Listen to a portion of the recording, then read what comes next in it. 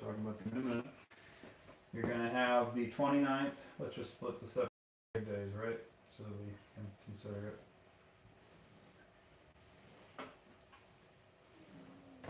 Okay. This is up here. This will be your 29th day, the last Sabbath of the month. Right? 29th day. Last Sabbath.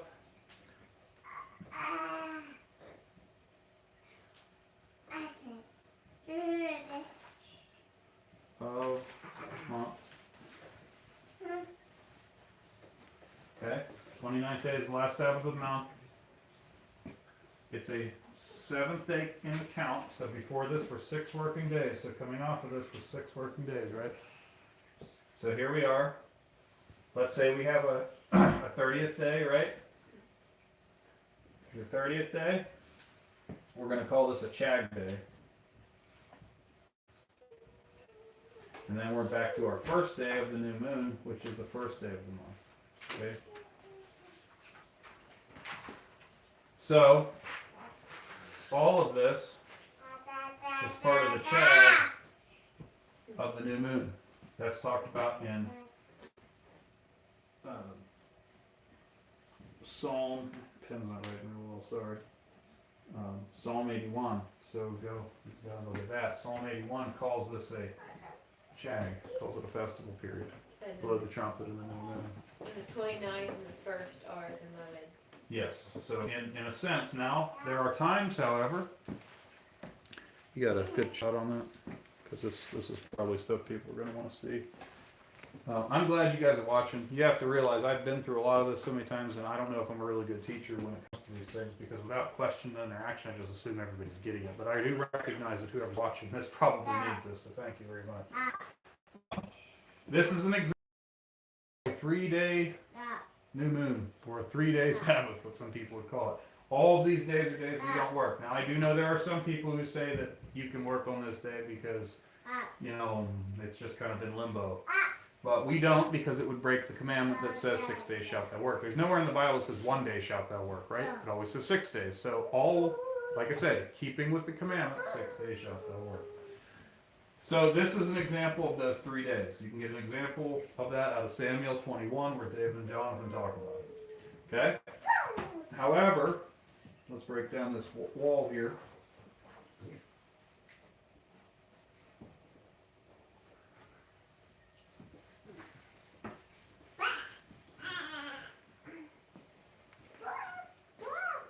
And let's make the wall here. Okay? So here we have the 7-day Sabbath. It's still the 29th, but we have only a 29-day month. So in the lunar Sabbath system, there are only 2 months: 30-day months and 29-day months. Nothing else. 29 days and 30 months. And if we only have that, we have a back-to-back Sabbath, basically. You don't have that day in the middle. I'll be perfectly honest with you. As a minister that keeps the lunar Sabbath and running the lunar Sabbath church, I really like that 30th day. It gives me time to get prepared for things. It gives me time to kind of decompress and take a break in between and get prepared for the next day, because those 2 days of putting everything together are back to back. And so on a 29 day, I have to have everything on the 6th day prepared for those. And I get that day in the middle, which I try to use as more of a preparation day for the first day for me personally for what we do. And then our family tries to do some special things together on that time, because we're not hosting church and we're not, organizing stuff through that. So. Yeah, I like that 3rd day as a day to read more scripture, just to not have to go. I love gathering.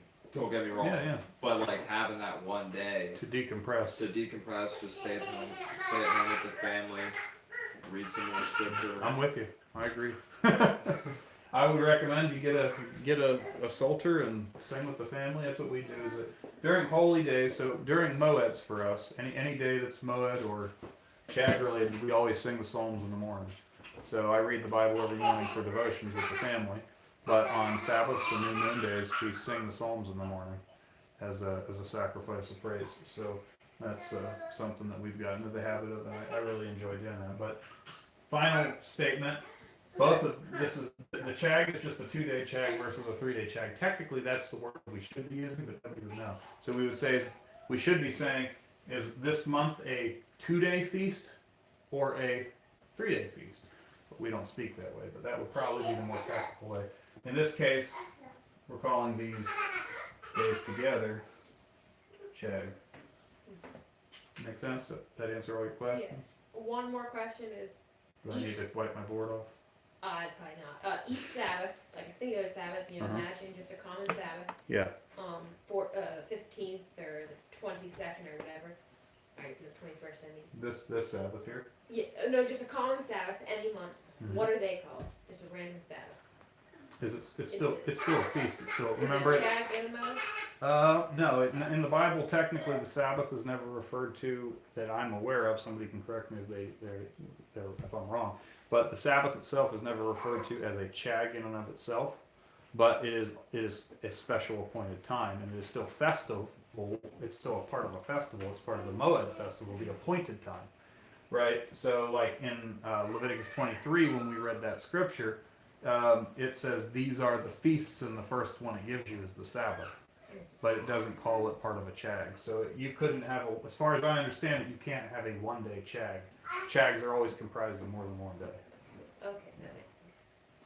Yeah, so 2-day chag of the new moon has 29 days in the old month, attached to the first day of the month. There's a 30th day in the middle for 3 days.